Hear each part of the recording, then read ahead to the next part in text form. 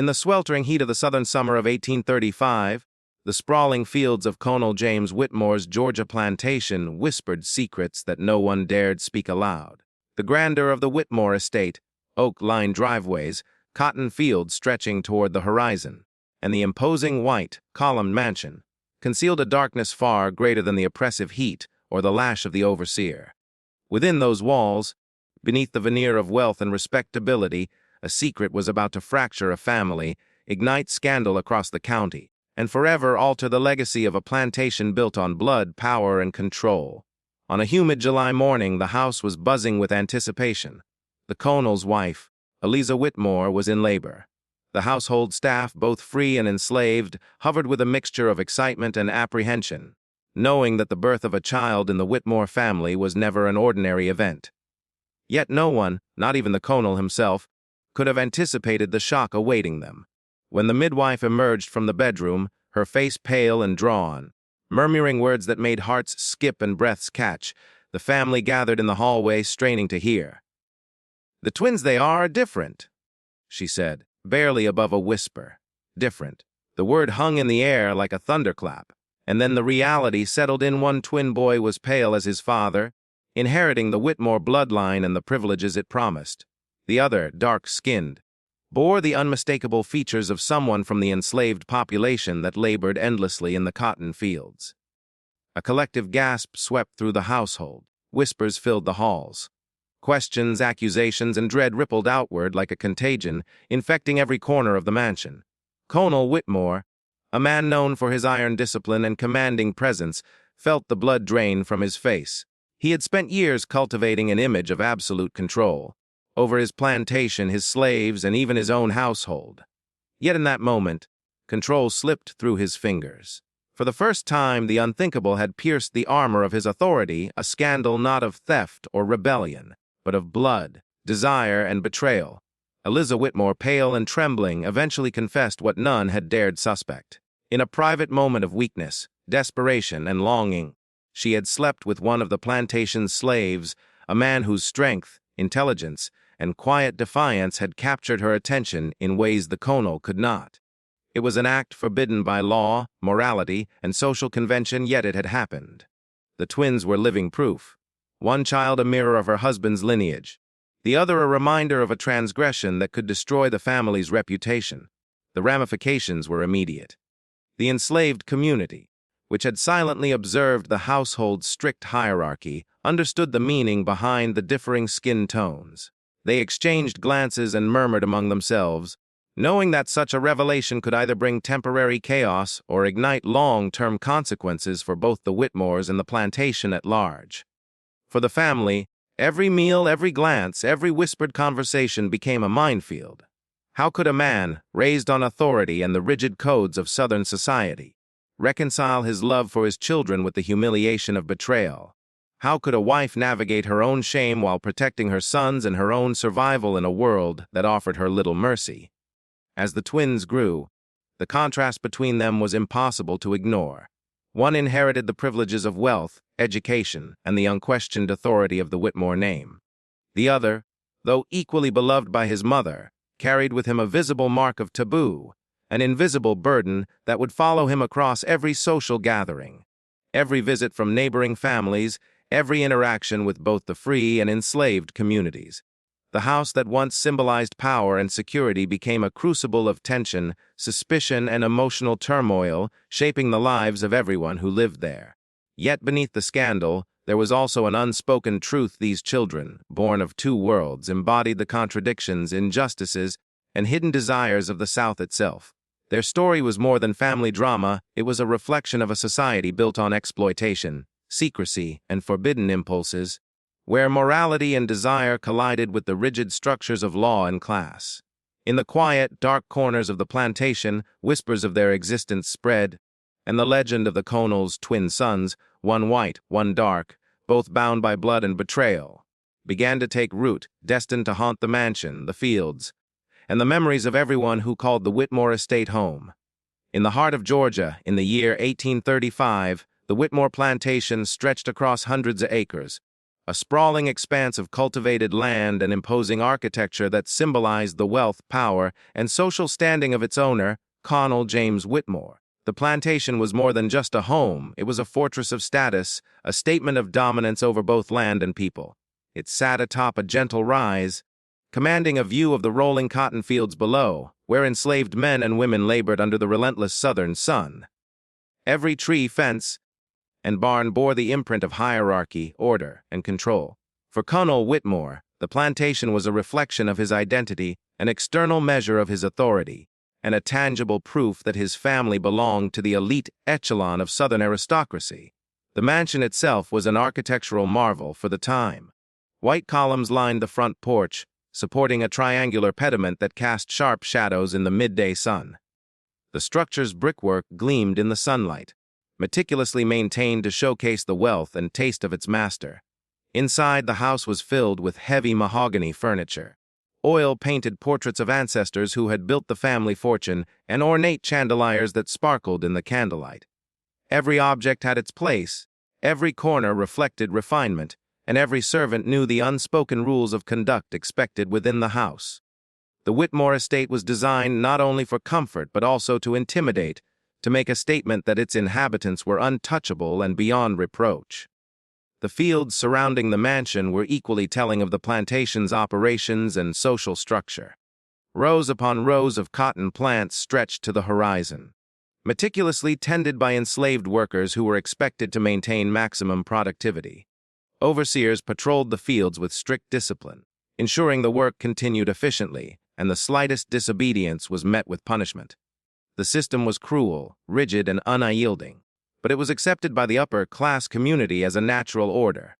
Within this hierarchy, Colonel Whitmore was not only master of the plantation but also a figure of social authority in the surrounding county. His neighbors respected, feared, and envied him in equal measure. To question his authority or reputation was unthinkable. Yet the outward perfection of the plantation masked the underlying tensions and contradictions of its operation. Beneath the orderly rows of cotton and the grandeur of the mansion lay a network of human suffering, secrets, and suppressed desires. Enslaved workers lived in cramped, poorly constructed quarters far from the grandeur of the main house. Disease, exhaustion, and despair were constants in their lives, and any attempt at resistance was swiftly crushed. The plantation functioned as both a site of economic productivity and a microcosm of social oppression. Reflecting the paradox of Southern wealth, its beauty and luxury were inseparable from violence and exploitation. Within this context, the personal life of Colonel Whitmore and his family mirrored the complexities of the plantation. His wife, Eliza, lived in the shadow of the mansion, her beauty, charm, and influence visible to all, yet her autonomy strictly limited. She moved through her daily routines with precision, hosting dinners, managing the household staff, and attending social functions, but always within the constraints imposed by her husband's authority and the rigid expectations of Southern society. Eliza's position was one of privilege, yet it came at a cost. She had no real power over the larger systems controlling her life, the plantation, or the people who labored there. The birth of her twins would soon disrupt the delicate equilibrium of the plantation, exposing vulnerabilities in the Whitmore household that had long been hidden behind walls of wealth, order, and social convention. Until that moment, the Colonel's authority was absolute, the plantation operated as a well-oiled machine, and the image of perfect control was meticulously maintained. But when the midwife announced that the twins were born with contrasting skin tones, the very foundation of that control was challenged. The plantation, a symbol of power and hierarchy, now became the backdrop for scandal, suspicion, and social unrest. The immediate aftermath revealed how deeply intertwined the Colonel's sense of identity was with the plantation itself. He was a man who had defined himself by ownership of land, slaves, and the image of perfection, and the birth of his sons shattered that narrative. The mansion, once a stage for his authority, now became a theater of personal crisis. Family members whispered behind closed doors, servants exchanged anxious glances, and the community beyond the plantation fences began to sense that something had shifted. The Colonel's ability to control appearances, to dictate the social order, and to command respect had been undermined by a secret no one could ignore. Yet the plantation's power structure did not collapse entirely. Work continued in the fields, overseers maintained their authority, and life carried on with the familiar rhythms of labor, sun, and discipline. The land itself remained productive and imposing, a silent witness to the unfolding human drama. It became clear that while the plantation could endure in its physical form, the social and familial structures within it were fragile, vulnerable to secrets, desires, and moral transgressions that could not be controlled. In essence, the Whitmore Plantation in 1835 was both a symbol of absolute authority and a fragile construct, precariously balanced on appearances, fear, and social expectation. It embodied the contradictions of the antebellum South: wealth built on suffering, beauty intertwined with cruelty, and order maintained through secrecy and intimidation. The birth of the twins, one white, one dark, would expose these contradictions in the most personal and explosive way possible, proving that no matter how grand the plantation or how imposing its master, human desire, betrayal, and scandal could pierce even the most carefully constructed facades. The stage was set. The fields, the mansion, the sweltering air, and the silent witnesses, both human and spectral in memory, all bore witness to the unraveling of a family and the beginning of a story that would echo through generations. The Conall's plantation, once a fortress of control, had become the epicenter of a scandal that would challenge notions of power, inheritance, and morality in ways the South had never seen before. The summer of 1835 would be forever etched in the memory of the Whitmore Plantation as the day that the ordinary rhythms of life were upended by a single, incomprehensible event.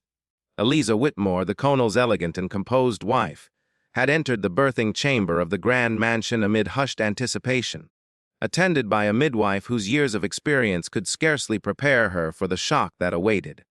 The delivery began like any other, the cries of servants echoing faintly through the wide halls, the oppressive heat of Georgia pressing against the windows, and the scent of candle wax mingling with that of the open fields outside. Yet, what emerged from that room was no ordinary pair of children. The Conall's twin sons were born with a contrast so stark that it seemed almost impossible to comprehend. One child bore the familiar Whitmore features: pale skin, light hair, and eyes that reflected the dominance of his lineage. He was, in every sense, a mirror of the father, embodying the privilege, authority, and unbroken continuity of the family bloodline. His birth would have been celebrated without question, the culmination of social expectation and the continuation of wealth and status in the Deep South. But the other twin presented a reality that shook the foundations of the household. His skin was dark, his features unmistakably African in heritage, and he carried the visible mark of a union society could not acknowledge. The contrast was undeniable, the proof of a secret that had been hidden, perhaps even from the mother herself until that moment. The midwife, though seasoned and practical, could barely contain her astonishment. She whispered the news to Eliza first, whose face immediately drained of color, her hands trembling. The weight of recognition, that the child was the product of an affair with one of the plantation's slaves, pressed down upon her with a force that no societal rule could mitigate. In the corridors outside, servants felt the tension, sensing the charged air and the unspoken horror, yet unsure of what had transpired. The news would spread like wildfire once spoken, the social consequences imminent, yet the initial moments were confined to the shadowed corners of the birthing room. Conall Whitmore, summoned to witness the birth, was confronted with an unthinkable reality. Authority, power, and societal reputation had been the pillars upon which his identity rested, and now those pillars trembled. To hold a child that was visibly not his blood challenged everything he had constructed: his image as a master, a patriarch, and a respected member of Southern gentry. The contrast between his legitimate heir and the other twin was a living, breathing scandal, impossible to conceal from the wider family, and eventually, the surrounding community. The household staff, particularly the enslaved population, recognized immediately the significance of the birth. Within the subtle hierarchy of the plantation, they had observed moments, glances, and interactions that hinted at Eliza's indiscretions. Now, the undeniable proof lay before them, a silent testament to the complexities, contradictions, and moral transgressions of their masters. For some, it was a moment of vindication, a secret revealed that had long been suspected. For others, a cautionary tale of the dangers inherent in forbidden relationships and unchecked power. Eliza's emotions were a tempest of fear, shame, and a faint trace of relief. The birth of the dark-skinned twin confirmed her secret, exposing her transgression to herself and those who would inevitably learn of it. Yet, it also gave her a peculiar sense of agency. She alone could control the narrative, decide how and when the truth would emerge, and navigate the treacherous social waters that lay ahead. Her maternal instincts were immediately at odds with societal norms. Both children were hers, yet only one could seamlessly inherit the status and protection that the Whitmore name provided. The twins themselves, though newborns incapable of understanding their circumstances, became symbols before they even took their first breaths. The pale child embodied continuity, conformity, and legitimacy. The dark-skinned twin embodied secrecy, rebellion, and the unforeseen consequences of human desire. The juxtaposition of the two infants served as a stark metaphor for the contradictions of the antebellum South itself. Wealth and cruelty, order and transgression, privilege and oppression coexisting within the same walls, same family and same plantation. Neighbors and family members, once informed, reacted with a mixture of shock, disgust, and fascination. The scandal challenged long-held beliefs about race, morality, and lineage. In a society that prided itself on rigid racial hierarchies and the sanctity of family bloodlines, the twins' contrasting appearances were not merely a personal or familial issue. They were a public challenge to social order. Conversations in drawing rooms, church pews, and marketplaces soon centered on the Whitmore household, the children becoming symbols of moral caution, gossip, and intrigue. The midwife's testimony and the observations of household staff became vital records of the extraordinary birth. Every feature, tone, and gesture was noted. The physical differences, the immediate reactions of the parents, and the subtle interactions between the twins and their surroundings. These accounts would later serve historians and storytellers seeking to understand not only the scandal itself, but the larger context of the plantation, its social structure, and the interplay between power, secrecy, and desire in the antebellum South. Yet beyond social scandal, the birth of the twins introduced profound emotional and psychological dynamics within the family. The Conal's authority was undermined, his confidence shaken, and his ability to dictate morality questioned. Eliza faced the challenge of nurturing both children while managing the inevitable scrutiny and judgment from her husband, the household, and the surrounding community. The twins, growing up under the shadow of difference, would inherit a complex legacy, one that intertwined love, secrecy, shame, and the rigid hierarchies of Southern life. In essence, the birth of the Whitmore twins was not just an event, it was a rupture, a seismic shift that transformed the plantation into a site of moral tension, social disruption, and emotional complexity. The stark contrast in their skin tones became a living symbol of hidden desires, societal constraints, and the inescapable consequences of human actions. In this moment, the ordinary rhythms of plantation life were forever altered, setting the stage for a narrative that would explore betrayal, power, race, and the indelible mark of secrets that refused to remain buried. The moment the news of the twins' contrasting appearances spread within the walls of the Whitmore mansion, the household was thrown into a state of stunned disbelief. The grand plantation, which had always prided itself on its impeccable order, hierarchy, and reputation, suddenly became a theater of whispers, furtive glances, and unspoken fears. Every person present, from the Conal himself to the youngest servant, felt the weight of an event that transcended ordinary scandal. The birth of one twin pale and one dark was not merely a personal family issue. It was a rupture in the very fabric of the household's social and moral order, and every observer was forced to confront it in some way. Conal James Whitmore's initial reaction was a mixture of shock, disbelief, and simmering anger. Raised in the rigid hierarchy of Southern aristocracy, he had long equated bloodlines with social legitimacy. The very idea that his lineage might be compromised by a clandestine affair was unthinkable. He paced the mahogany floors of the drawing room, fists clenched, jaw taut, trying to reconcile the undeniable evidence with the reality of his carefully curated world. Each glance at the dark-skinned twin was a reminder of betrayal, a visible manifestation of what his social position forbade: moral transgression and racial taboo. His mind raced with questions, accusations, and the terrifying recognition that control, the cornerstone of his authority, had slipped beyond his grasp. Eliza Whitmore, pale and trembling, faced a different but equally intense storm. The confession of her affair was already a private burden, but now it was painfully visible in the newborn child. She moved through the room, trying to maintain composure. But every servant's gaze and every whispered conversation reminded her that she was under scrutiny. Her maternal instincts were at war with her fear of social ruin. She loved both children, yet one embodied the consequences of her secret actions, a living symbol of shame that could not be hidden. For her, the twins' birth was a lesson in the brutal realities of desire, consequence, and societal constraint. The household staff, particularly the enslaved workers, were immediately aware of the significance of the situation. Years of observing the rigid hierarchy, the power dynamics between master and mistress, and the subtle tensions within the family had prepared them to recognize that the birth of the twins was extraordinary. In quiet corners, they whispered to one another, noting the physical differences and understanding the implications. To them, the pale twin was a continuation of the established social order, while the dark-skinned twin represented a disruption, a challenge to the plantation's invisible but inviolable rules. Their reactions ranged from shock to quiet amusement, from fear of potential repercussions to anticipation of the ripple effects this secret would have on the family that held power over their lives. The immediate social environment of the Whitmore household became charged with tension.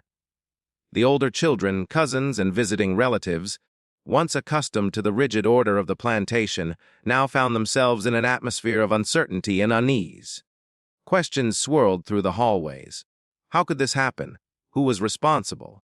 Would the colonel respond with wrath or restraint? Every movement was scrutinized, every word weighed, and the simple act of walking through the house became an exercise in careful observation.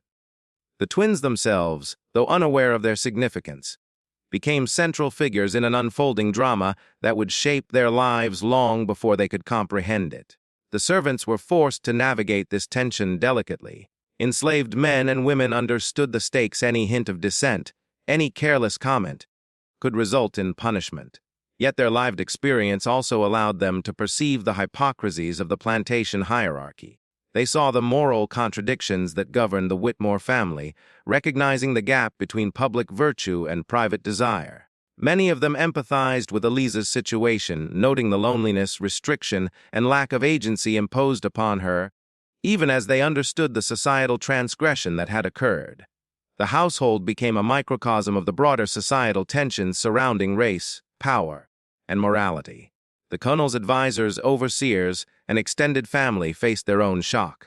Some were appalled by the visible evidence of the affair, concerned for the implications on inheritance, reputation, and societal standing. Others were morbidly fascinated, whispering in corners and speculating on the potential scandal that might reach neighboring counties. The social network of the Whitmore family, built on respectability, fear, and influence, now faced a threat that no one could ignore. The plantation's name, once synonymous with authority and control, was suddenly entwined with whispers of betrayal, desire, and a hidden transgression made visible. The psychological impact on the colonel was profound. His authority, long rooted in unassailable control over property, labor, and family, was suddenly compromised. In his eyes, the visible difference between his sons was a challenge, a mark of humiliation, and an affront to the social order he had cultivated. Yet he was also confronted with a practical dilemma. The children were innocent, and punishing them for the circumstances of their birth was unthinkable even in his rigid mindset. He oscillated between anger, shame, and a grudging recognition that the household would never return to its previous state of unquestioned order. Meanwhile, Eliza faced a delicate balancing act. She needed to protect both children, manage her husband's wrath, and navigate the scrutiny of the extended family and servants. The birth of the twins forced her to engage in careful emotional management, subtle persuasion, and strategic communication. Every glance, gesture, and word mattered, as she attempted to maintain her own safety and the well-being of her children. Her maternal instincts were intertwined with fear, making her daily existence an intricate dance between love, secrecy, and survival. Over time, the immediate shock began to settle into a simmering tension that would define the plantation for years to come. The twins, as they grew, would embody the consequences of this scandal. Their presence reminded everyone in the household, the master, mistress, servants, and visitors alike, of the fragility of appearances, the inevitability of secrets being revealed, and the moral contradictions at the heart of the antebellum South. The contrasting twins became both symbols and living witnesses, shaping the emotional, social, and psychological landscape of the Whitmore estate in ways that no one could have foreseen. In conclusion, the immediate shock and suspicion that followed the twins' birth transformed the Whitmore plantation into a site of tension, moral questioning, and silent scrutiny. The event exposed vulnerabilities in the household hierarchy, challenged societal norms, and placed all members of the estate, from the colonel to the youngest servant, in a position of uncertainty. It was a moment when the visible and invisible, the private and public, the moral and the transgressive collided, setting the stage for a saga of betrayal, secrecy, and social upheaval that would resonate for generations to come. The revelation of Eliza Whitmore's secret affair with one of the plantation's enslaved men sent shockwaves through the Whitmore household, shaking its foundations and exposing the fragile boundaries between desire, power, and morality. For years, the daily rhythms of the plantation had masked hidden currents, subtle glances, and fleeting interactions that went unnoticed by most. Yet beneath the veneer of propriety, Eliza's longing for connection, attention, and perhaps even rebellion against the rigid expectations of her life had led her to engage in an act forbidden by law, society, and the unspoken hierarchy of the South. This clandestine relationship, hidden behind the imposing walls of the mansion and the carefully constructed routines of the plantation, now emerged as an undeniable truth carried in the skin of her newborn son. Eliza's life, though outwardly privileged, was constrained in ways that few could understand. Married to Colonel James Whitmore, a man of rigid authority and unwavering discipline, she navigated a world defined by rules, expectations, and the ever-present gaze of the surrounding elite. Her days were filled with orchestrating the household, attending to social obligations, and supervising servants, tasks that demanded precision and restraint. Yet within this structure, her desires, emotions, and longings were relegated to secrecy. It was within these private moments, in the shadows of the grand mansion, that she sought solace, companionship, and an escape from the suffocating confines of her prescribed life. The man at the center of this affair, one of the enslaved laborers, was both enigmatic and compelling.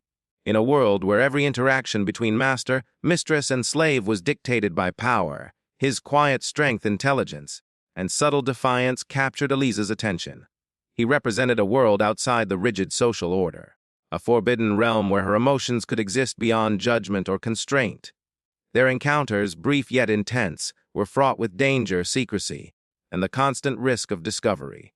Every stolen moment carried consequences, yet also a thrill, a reminder that within the boundaries of power and oppression, human desire could not be fully contained. When the birth of the twins revealed the undeniable evidence of the affair, Eliza's confession became both inevitable and explosive. She admitted, in hushed tones, the truth she had concealed for years, that the dark-skinned twin was the product of her union with the enslaved man. The admission was a mixture of fear, shame, and a perverse sense of relief. Fear for the consequences that might befall her, her children, and the man involved, shame for the betrayal of her husband and the societal norms she had violated, and relief in finally acknowledging a truth that had been hidden in the shadows for too long. Her confession was a moment of vulnerability, yet also an act of courage, revealing the complex layers of human emotion that existed behind the rigid facades of plantation life. The revelation immediately rippled through the household. The colonel, faced with the reality of his wife's transgression, experienced a whirlwind of emotions: anger, humiliation, and a bruised sense of authority.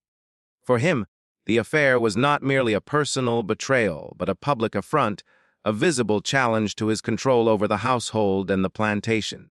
The servants and enslaved population, long attuned to the subtleties of the master's household, quickly grasped the significance of the confession. Whispers, glances, and quiet conversations circulated, acknowledging the audacity of the act and the power dynamics it disrupted. Even those who were otherwise oppressed recognized the intricate tension between desire, secrecy, and authority, understanding that the moral universe of the Whitmore estate had been irrevocably altered. Socially, the implications were vast. In the rigid hierarchies of the antebellum South, any breach of racial or sexual boundaries was a scandal of immense magnitude. Eliza's affair threatened to destabilize not only her family's reputation, but also the perceived moral order of the surrounding community. Gossip and speculation would inevitably extend beyond the walls of the plantation, reaching neighbors, acquaintances, and county officials. The mere existence of the dark-skinned twin served as a permanent, undeniable reminder of the transgression, forcing the family to navigate an intricate web of secrecy, shame, and social calculation. Emotionally, the confession reshaped family dynamics. Eliza's relationship with her husband became fraught with tension, negotiation, and a delicate balance of power. The Conal's authority, once unquestioned, was challenged in ways he could not entirely control. The children themselves, though innocent, became living symbols of betrayal, innocence, and consequence. The household atmosphere shifted, with every interaction carrying the weight of knowledge that could no longer be ignored. For Eliza, the act of confessing was both liberating and terrifying, allowing her to reclaim some agency while simultaneously exposing herself and her children to potential harm. The psychological complexity of this revelation cannot be overstated. It highlighted the contradictions inherent in plantation life, where power, control, and morality coexisted uneasily with human desire and transgression. Eliza's affair was not simply an act of passion, it was an assertion of identity, a momentary rebellion against the confines of her world, and a demonstration that even in the most controlled environments, human emotions could not be fully restrained. The confession, therefore, was a turning point, forcing all inhabitants of the plantation, master, mistress, servants, and children, to confront the fragility of appearances and the inevitability of hidden truths surfacing. In the broader context, the affair and its revelation serve as a lens through which to examine the complexities of Southern society. It exposed the tensions between race, power, gender, and morality, revealing how deeply intertwined these elements were in everyday life. The plantation, a symbol of wealth and authority, became a stage for human drama where desire, betrayal, and secrecy played out against a backdrop of oppression and social hierarchy. Eliza's confession was a catalyst, transforming the private transgression into a public narrative that would shape the legacy of the Whitmore family for generations to come. Ultimately, the disclosure of the affair underscored the enduring human realities that existed behind the grandeur of the Whitmore plantation. It demonstrated that no matter how rigid the social structures, how absolute the authority, or how carefully concealed the secrets, the complexities of love, desire, and moral transgression could pierce the veneer of control. Eliza's revelation was more than an admission of personal betrayal. It was a pivotal moment in the unfolding story of the plantation, one that would redefine relationships, challenge societal norms, and leave an indelible mark on the lives of all who lived within the shadow of the Whitmore estate. The revelation of Eliza Whitmore's affair with one of the enslaved men and the birth of the twins with contrasting skin tones did not remain a private matter for long. In the rigid and highly scrutinized social world of the Southern aristocracy, such transgressions were far more than personal. They were moral catastrophes with consequences that reverberated across the community. Every neighbor, visiting relative, and member of the county elite interpreted the news through a lens of propriety, racial hierarchy, and the unspoken codes that govern the behavior of plantation families. What unfolded at the Whitmore estate was a vivid illustration of how deeply intertwined morality, reputation, and social control were in antebellum Southern society. The Whitmore family's immediate social circle reacted with shock, disgust, and curiosity. Among the gentry, appearances were everything, and the slightest hint of impropriety could threaten not only individuals' standing, but the perceived moral authority of the entire family.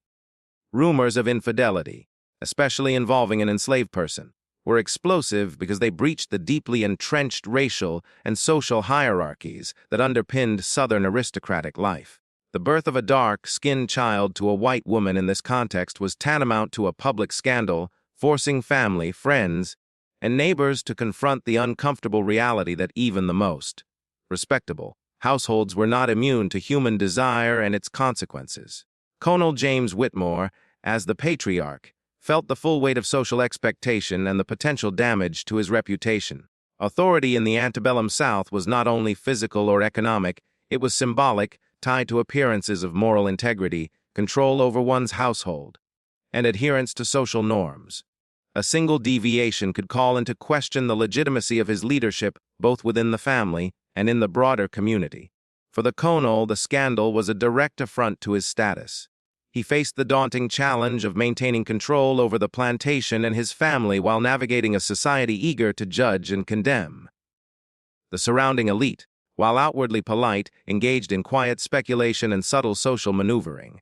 Invitations to social gatherings, marriages, and business dealings were all influenced by the scandal.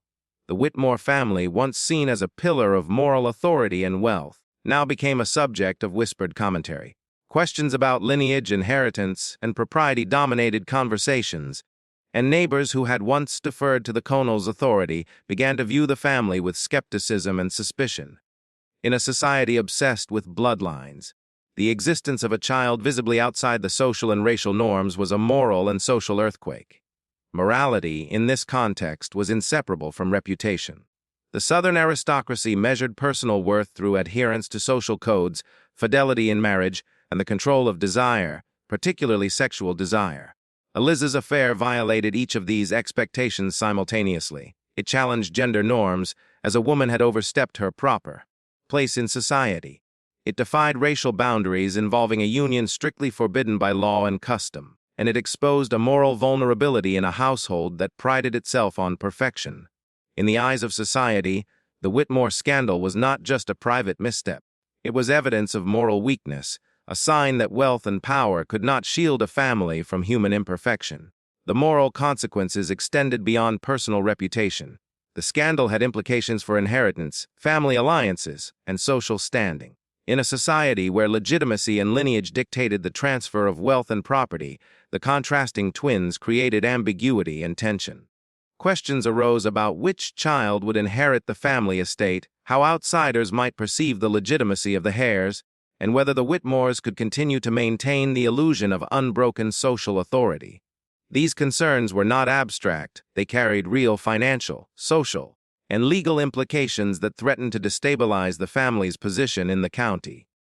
For the enslaved population, the scandal provided both insight and subtle leverage. They witnessed firsthand the contradictions and hypocrisies of the aristocracy, the ability of wealth and status to mask transgression, yet also the fragility of authority in the face of human desire. The affair revealed vulnerabilities in the social hierarchy, demonstrating that even the most powerful families were susceptible to moral lapses that could disrupt the rigid order of plantation life. While direct commentary or action was impossible without severe repercussions, the enslaved community internalized these lessons, gaining a deeper understanding of the complexities and fragilities of the social structures that governed their lives. Emotionally, the consequences were equally profound. Eliza faced shame, fear, and isolation, while the Conal grappled with anger, humiliation, and an erosion of control. Both parents had to navigate a delicate balance between personal feelings, societal expectation, and the welfare of their children. Every interaction became charged with tension. Family gatherings, community events, and daily routines were infused with an awareness of the scandal and its moral implications. The children, though innocent, bore the symbolic weight of the affair, influencing perceptions, behavior, and family dynamics from birth. The broader Southern society was unforgiving. Gossip, social ostracization, and moral judgment functioned as both punishment and deterrent. Families in the surrounding counties used the scandal to reinforce their own adherence to social norms, to caution others about the dangers of transgression, and to assert moral superiority. The Whitmore affair, therefore, was not just a private family matter. It became a public lesson in the consequences of violating societal and racial codes. The story of the twins and their mother's indiscretion would be recounted for years, a cautionary tale woven into the fabric of local memory. Ultimately, the social and moral consequences of Eliza Whitmore's affair illustrate the fragility of reputation, the rigidity of Southern social norms, and the human cost of transgression. The Whitmore family, despite wealth, power, and appearances, was exposed as vulnerable to the forces of desire, secrecy, and societal judgment. Their experience reveals the paradox at the heart of the Southern aristocracy, a society obsessed with appearances and morality yet deeply entwined with exploitation, hypocrisy, and human fallibility. In conclusion, the scandal of the twins' contrasting skin tones and the revelation of Eliza's affair created ripples that extended far beyond the Whitmore household. It disrupted social hierarchies, challenged moral authority, and exposed the contradictions of Southern aristocratic life. The family faced judgment, isolation, and uncertainty, while the broader community absorbed the story as a cautionary tale, highlighting the consequences of defying rigid social codes. In this way, the private transgression became a public spectacle, illustrating that in the antebellum South, morality and social standing were inseparable, and the price of scandal could be felt across generations. Colonel James Whitmore, a figure long respected and feared in the upper echelons of Southern society, faced a crisis that shook the very foundation of his identity. The birth of twins with starkly contrasting skin tones and the revelation of his wife's affair with an enslaved man not only exposed the hidden transgressions of the household, but directly challenged the colonel's authority and reputation, pillars upon which his social power rested. In the antebellum South, where appearance, control, and the perception of moral rectitude were paramount, no personal scandal could remain isolated. The colonel's struggle to maintain his status illuminates the interplay between social expectation, authority, and human vulnerability in a rigidly hierarchical society. Before the scandal, the colonel's reputation was unassailable. He embodied the ideals of the Southern gentleman, a wealthy landowner, master of a productive plantation, and patriarch of a family that adhered to the rigid codes of class, gender, and race. His authority extended beyond his household, influencing neighbors, local politics, and the broader social network of the region. Every action, decision, and word reinforced his power, and the plantation itself was a tangible symbol of that dominance. Workers, family members, and neighbors alike knew their place, and the colonel's presence commanded respect, deference, and compliance. The scandal, however, disrupted this carefully curated image. The existence of the dark-skinned twin directly contradicted the colonel's narrative of control and purity of lineage. In a society obsessed with racial hierarchy and legitimacy, the child was an unmistakable sign of a moral and social breach. The very foundation of his authority, his ability to dictate and control not just property but morality, was now in question. The news spread quickly, first among household staff and close relatives, and then outward to the wider community. Even those who had admired or feared him began to view the colonel through a lens of skepticism, recognizing that his family was not immune to scandal and human imperfection. Within the household, the colonel's authority became a site of negotiation and tension. Previously unquestioned directives from the master were now met with subtle resistance or whispered commentary. Servants, long attuned to the nuances of power, understood that the colonel's image had been compromised and that his absolute control was no longer guaranteed. While they could not openly challenge him without risking severe punishment, their perception of him shifted. They began to see vulnerability where once there had been only unquestioned dominance. The plantation, a microcosm of social hierarchy, reflected this change. The birth of the twins altered the balance of power, introducing uncertainty into the everyday operations of the estate. The colonel himself grappled with the psychological consequences of the scandal. Anger, humiliation, and a sense of betrayal dominated his thoughts. His personal identity, closely tied to social perception, was undermined in a public and unavoidable way. He oscillated between the desire to punish, to reassert control, and to manage appearances to salvage some measure of dignity. This internal struggle reflected a broader tension in the Southern aristocracy, where maintaining the illusion of control was often more critical than confronting the complexities of human behavior. The colonel's reputation depended not only on his actions, but on the perceptions of those around him, and the birth of the twins had irrevocably complicated that delicate balance. Beyond the household, the colonel faced social ramifications that extended into his wider community. Local gentry neighbors and influential families began to view the Whitmore estate with suspicion and curiosity. Invitations to social gatherings were reconsidered. Political alliances were tested, and the colonel's advice and judgment were subtly questioned. In the antebellum South, reputation was currency. A scandal could diminish influence, disrupt relationships, and weaken authority. The colonel now found himself navigating a world where his social standing was precarious, requiring careful management of both perception and reality. The presence of the twins also complicated matters of inheritance and lineage, further affecting the colonel's authority. Questions about legitimacy, succession, and property rights introduced uncertainty into the carefully structured order of the plantation. The pale twin, a symbol of continuity, represented the expected line of inheritance, while the dark-skinned twin, born of a socially forbidden relationship, challenged these norms.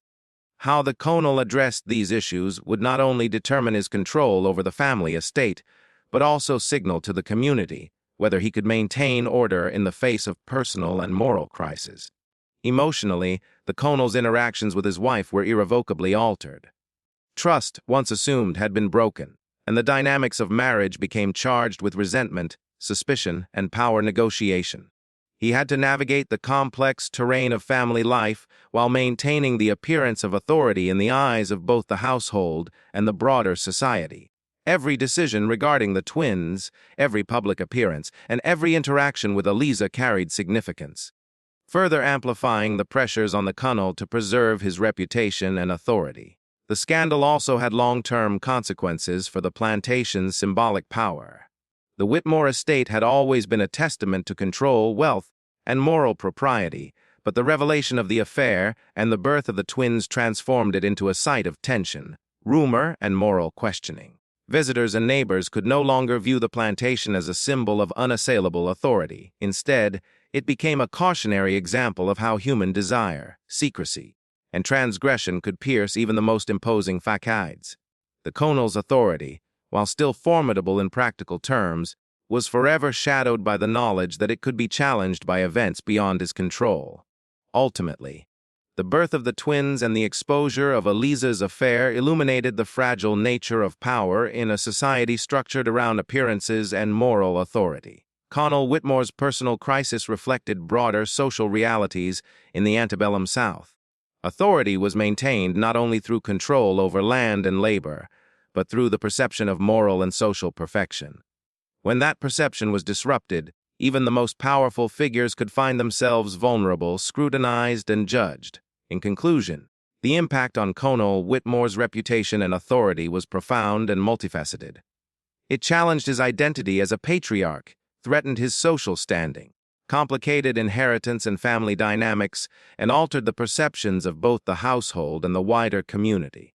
The scandal revealed that authority in the Southern aristocracy was never absolute. It relied on appearances, control, and adherence to societal norms. The birth of the contrasting twins and the revelation of the affair demonstrated that even the most imposing figures were subject to the unpredictable consequences of human desire, secrecy, and moral transgression. Conal Whitmore's struggle to maintain control in the wake of this scandal provides a window into the intricate, often precarious world of the antebellum South, where power, reputation, and morality were inseparably intertwined. The revelation of Eliza Whitmore's affair and the birth of twins with contrasting skin tones quickly transcended the private walls of the Whitmore plantation, seeping into the consciousness of the wider community. In the tightly knit social networks of the antebellum South, where reputation, propriety, and lineage were paramount, news traveled swiftly, often embellished with each retelling. The Whitmore scandal became a central topic of conversation, speculation, and moral judgment, illuminating the pervasive power of gossip and the ways in which public perception could influence and even destabilize the social standing of a family. From the moment neighbors and local families became aware of the twins, the social atmosphere shifted dramatically. Courtyards, church gatherings, marketplaces, and social salons became arenas in which the Whitmore family's private transgressions were dissected and debated. The contrasting skin tones of the twins were impossible to ignore. They were a tangible, living testament to a secret that no amount of denial could erase. Every whispered conversation, sidelong glance, and cautious question reflected the community's fascination with and condemnation of the scandal. The Whitmore estate, once a symbol of order, wealth, and social dominance, now became a locus of intrigue and judgment.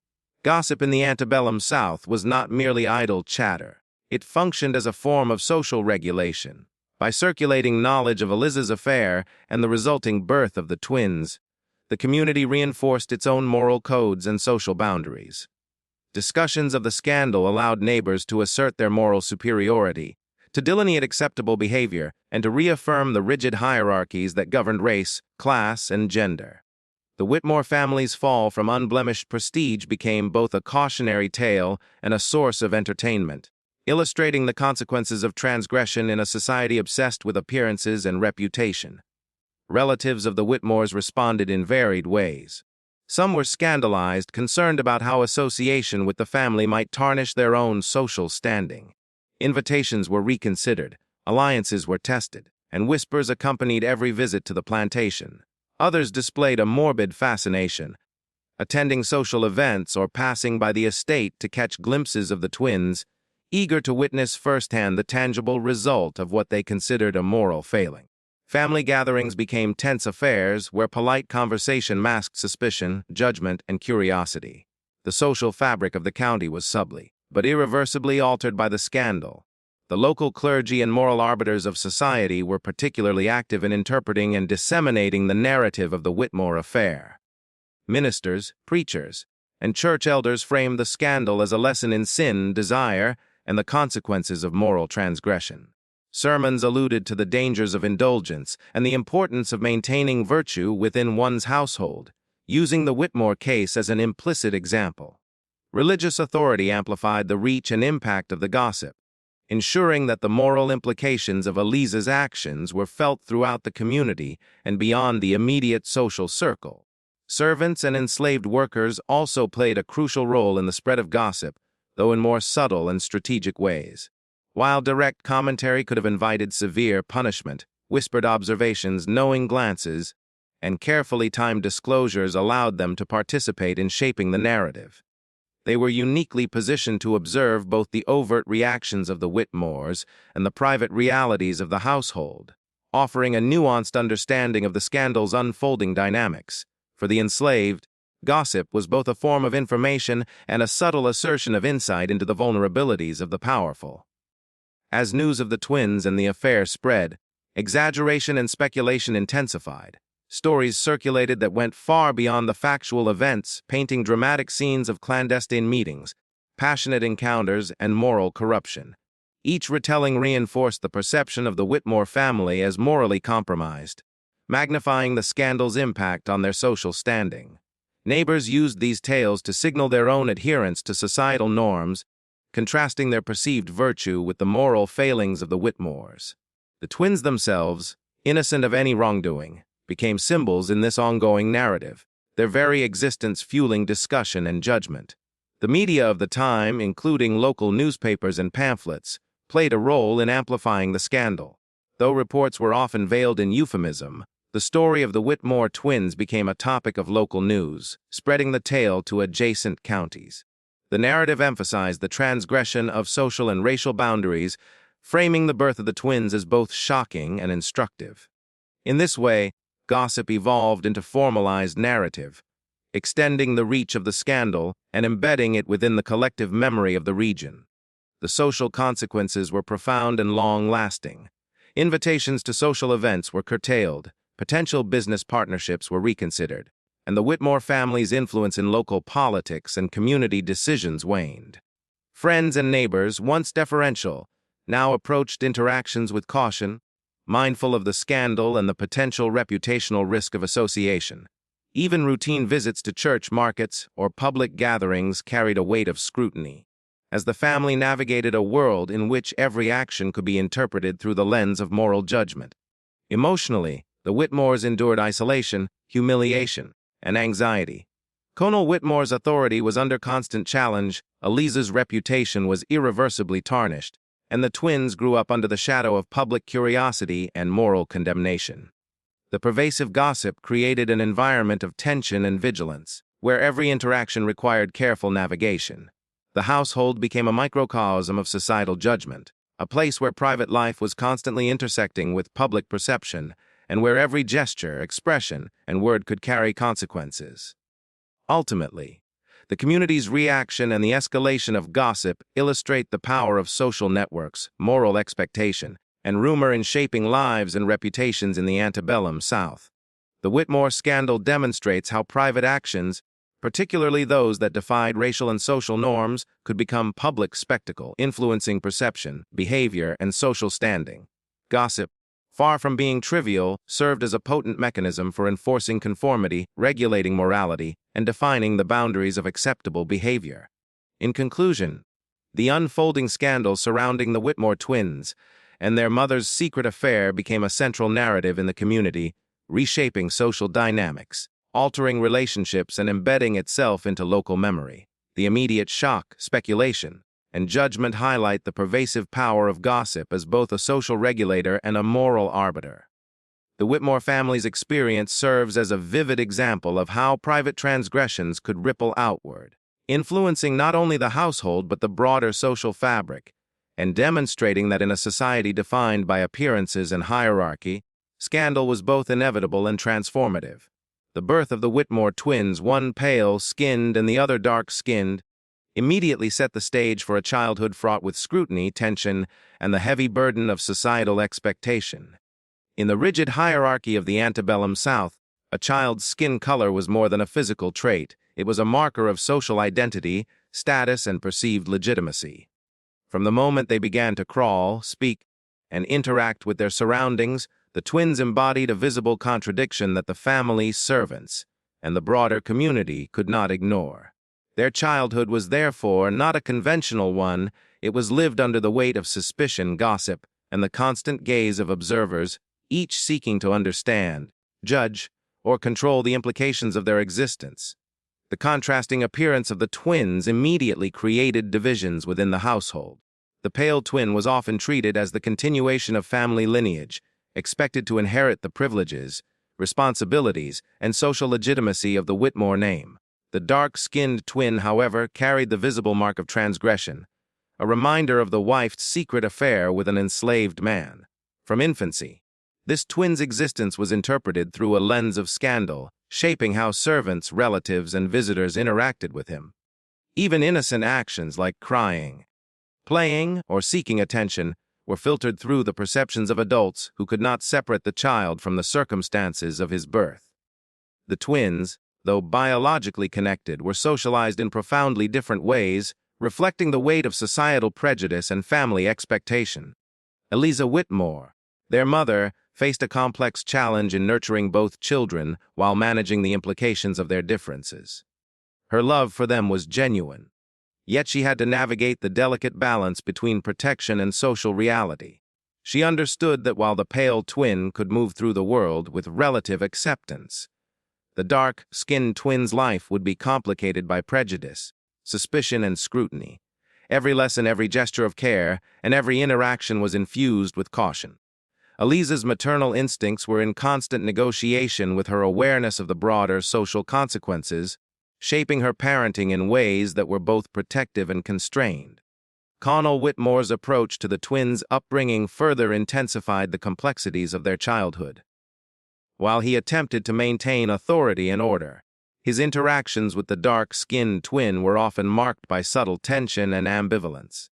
The child's very existence challenged the colonel's sense of control and reputation, and this tension seeped into daily life.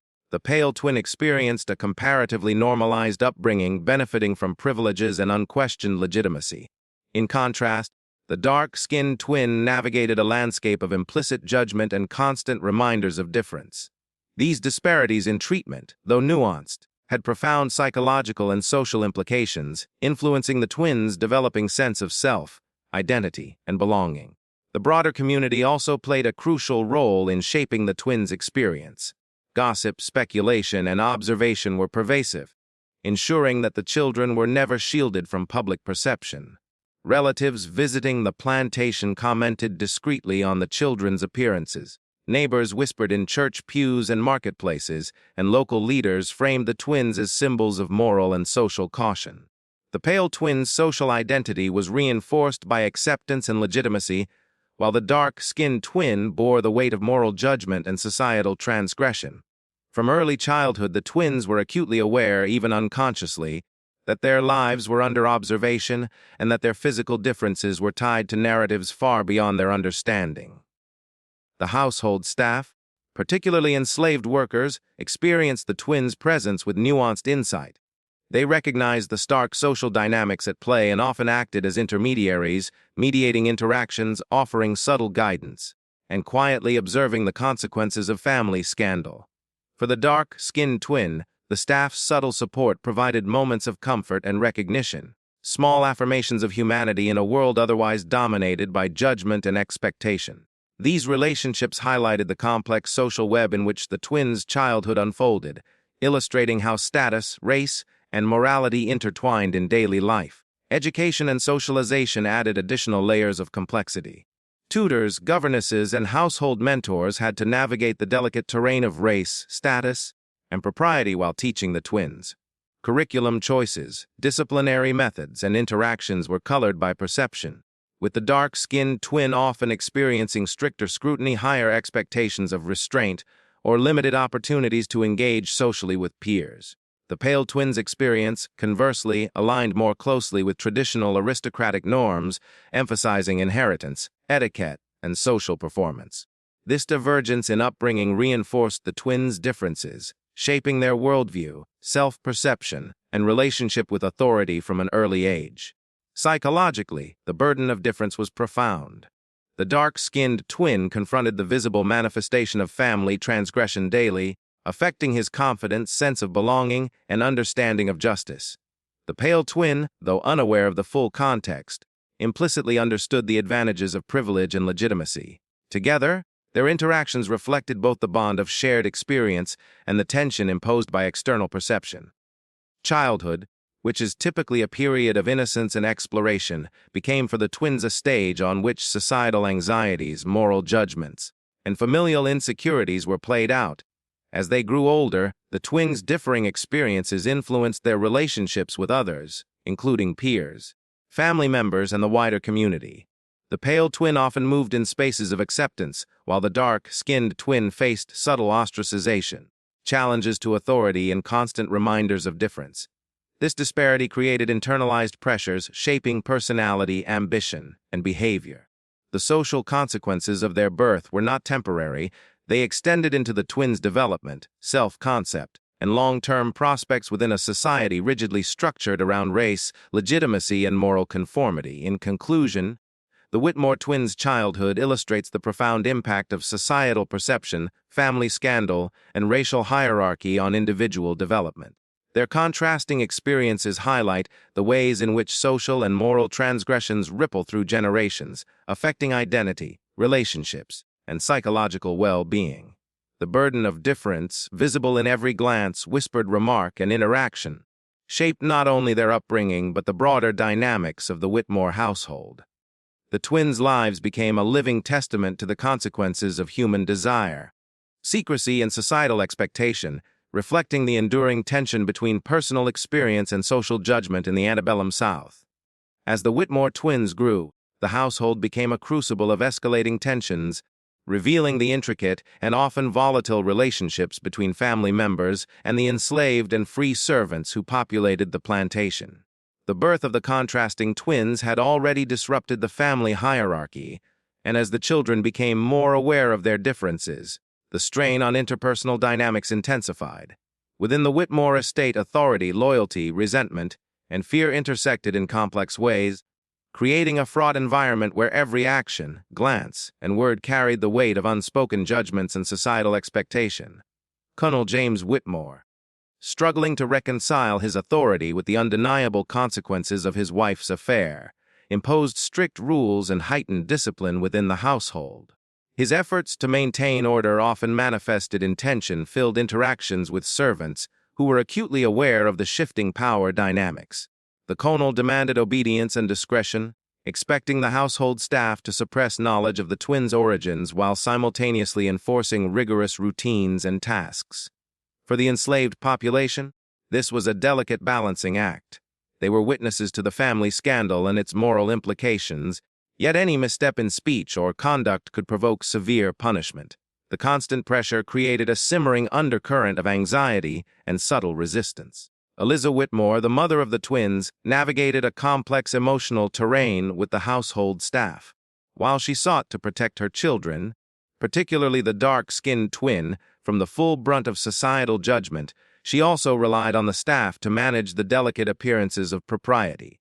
Her relationship with servants was thus characterized by a mix of authority, reliance, and unspoken negotiation. She had to ensure that the household functioned smoothly while simultaneously shielding the twins from the worst of social scrutiny. These interactions were fraught with tension, as servants often possessed more insight into the family's private life than was publicly acceptable. The balance of trust, secrecy, and control became increasingly precarious as the children aged. The twins themselves played an unwitting role in escalating household tensions. The dark-skinned twin, bearing the visible mark of scandal, frequently found himself subject to closer observation, stricter discipline, and subtle social exclusion. The pale twin, benefiting from legitimacy and perceived social advantage, often received preferential treatment and greater freedom within the household. This disparity, though sometimes subtle, created friction among the children, their interactions reflecting both affection and the internalized pressures imposed by societal perception. The staff, too, mediated these interactions, offering guidance, reassurance, or discreet correction to maintain household order. Among the enslaved servants, tensions emerged along lines of proximity, loyalty, and complicity. Those who had been present during the twins' early years and were aware of the circumstances of their birth carried knowledge that could empower, endanger, or frustrate them. Some servants sympathized with the dark-skinned twin, understanding the unfair burdens placed upon him, while others aligned themselves with the Colonel or Eliza, either out of loyalty, fear, or pragmatic calculation. This created a web of relationships marked by subtle power struggles, quiet negotiation, and the constant need for vigilance. Every interaction could be interpreted as compliance, resistance, or judgment, intensifying the overall tension within the household. Visitors and extended family members further complicated the dynamics. Friends, relatives, and neighbors who visited the plantation often brought with them the weight of societal expectations, subtly reinforcing judgments or offering advice that reflected the broader community's scrutiny. These external pressures amplified internal household stress, as the family and staff had to navigate appearances while contending with their own personal emotions. Missteps, perceived slights, or minor infractions could quickly escalate into social embarrassment or moral condemnation, reinforcing a pervasive climate of anxiety. Discipline and control became central tools for managing tension. Colonel Whitmore, aware of the delicate balance of authority, imposed strict routines, monitored interactions, and frequently reminded both family and staff of their positions. The dark-skinned twin was subject to more intense supervision, reflecting the perceived need to control the visible consequences of moral transgression. The pale twin, while not entirely free from oversight, operated in a relative atmosphere of privilege and acceptance. These disparities, though calculated to preserve order, contributed to resentment, confusion, and tension among household members, further complicating relationships. The moral undertones of these tensions were significant. Servants were not merely employees. They were observers, participants, and sometimes commentators on the unfolding drama. Their understanding of right and wrong, propriety and transgression, influenced how they managed the twins, interacted with the family, and conducted themselves within the larger social hierarchy. The interplay of morality, power, and observation created a dynamic where even minor actions could carry profound symbolic meaning, further escalating tensions in subtle but pervasive ways. Emotional strain pervaded the Whitmore estate. Eliza struggled with guilt, fear, and protective instincts. The Colonel wrestled with anger, humiliation, and the challenge of maintaining authority. The twins navigated the psychological weight of their differences, and the servants balanced obedience with moral awareness and personal agency. Each day became an exercise in managing perception, controlling interactions, and negotiating the unspoken rules of a household in crisis.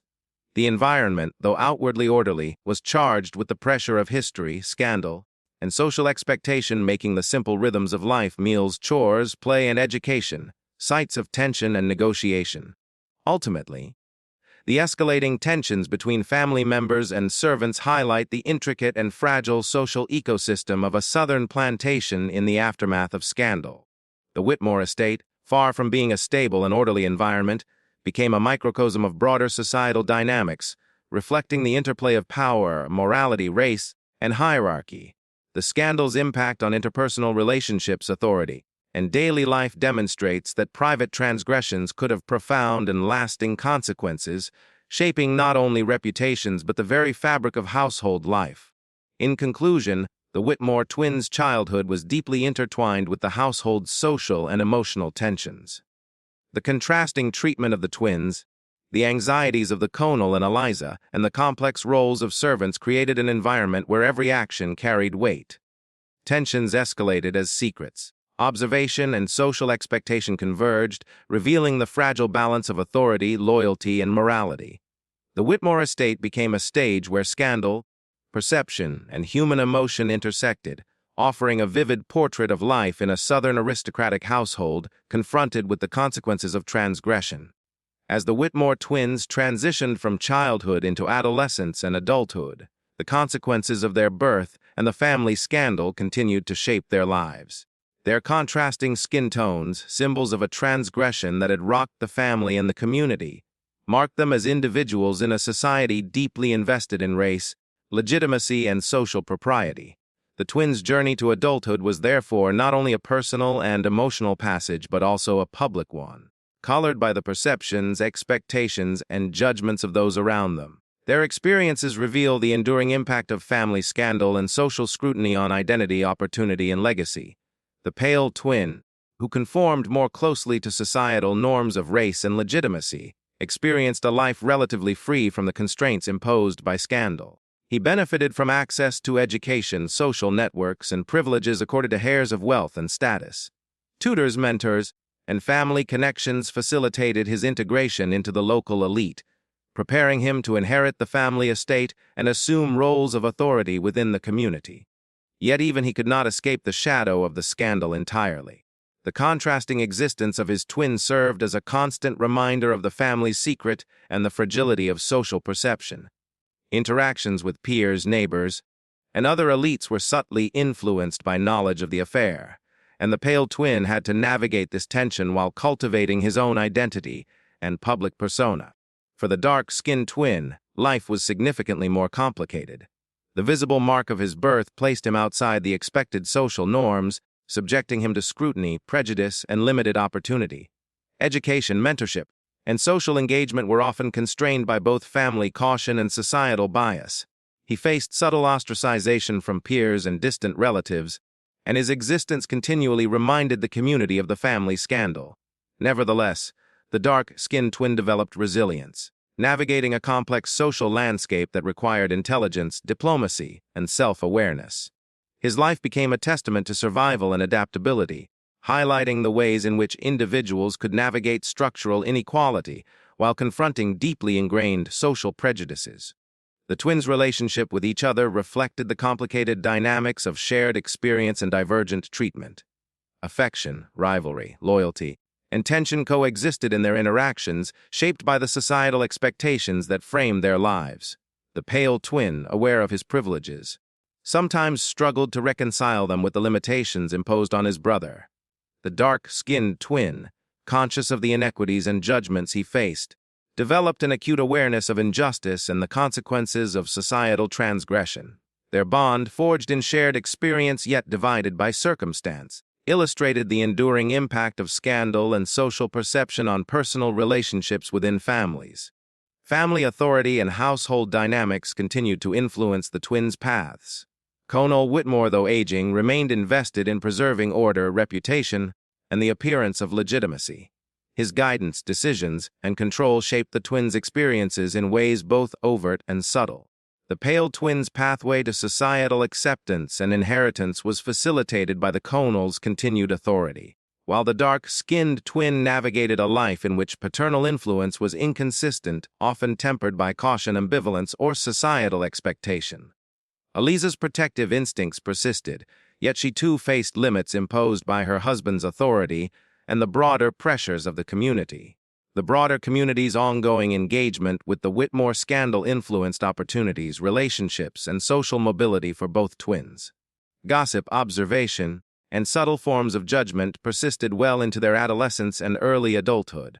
While the pale twin moved more freely within social circles, the dark-skinned twin encountered implicit barriers and constant moral scrutiny. The twins' experiences illustrate how family scandal could extend beyond immediate notoriety, embedding itself in the social fabric and shaping individual trajectories across decades. Inheritance and succession added further complexity to the twins' adult lives.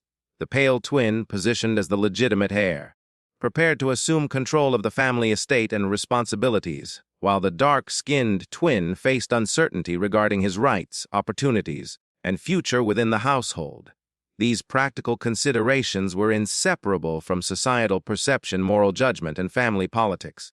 Decisions regarding property, social engagement, and familial responsibility were heavily influenced by the enduring legacy of the scandal, reinforcing the intersection of personal experience and structural inequality. Emotionally and psychologically, the twins contended with the burden of public and private memory. The dark-skinned twin bore the weight of moral judgment, visible difference, and social marginalization, while the pale twin navigated the tension between privilege and awareness of familial transgression. Both siblings carried the history of scandal into their adult identities, influencing self-perception, relationships, and decision-making. Their experiences demonstrate the profound and lasting influence of family secrets and societal scrutiny on personal development and identity formation. Ultimately, the twins' adulthood revealed the enduring consequences of the Whitmore scandal. Social perception, racial hierarchy, family authority, and moral judgment intersected to shape their opportunities, relationships, and life trajectories. The scandal's legacy extended beyond immediate social fallout, embedding itself in the very structures of privilege, exclusion, and perception that governed the antebellum South. The twins became living symbols of both the resilience of individuals and the pervasive power of social and moral codes in shaping human lives. In conclusion, the path to adulthood for the Whitmore twins exemplifies the complex interplay of family scandal, societal expectation, and personal agency. The pale twin experienced relative privilege, social integration, and continuity, while the dark-skinned twin confronted prejudice, scrutiny, and structural limitations. Their contrasting experiences illuminate the enduring impact of a single transgression on identity, opportunity, and legacy. The story of the twins underscores the profound ways in which family secrets, societal judgment, and racial hierarchy could shape the lives of individuals, leaving a legacy that extended far beyond the immediate scandal, influencing both personal destinies and community memory for generations.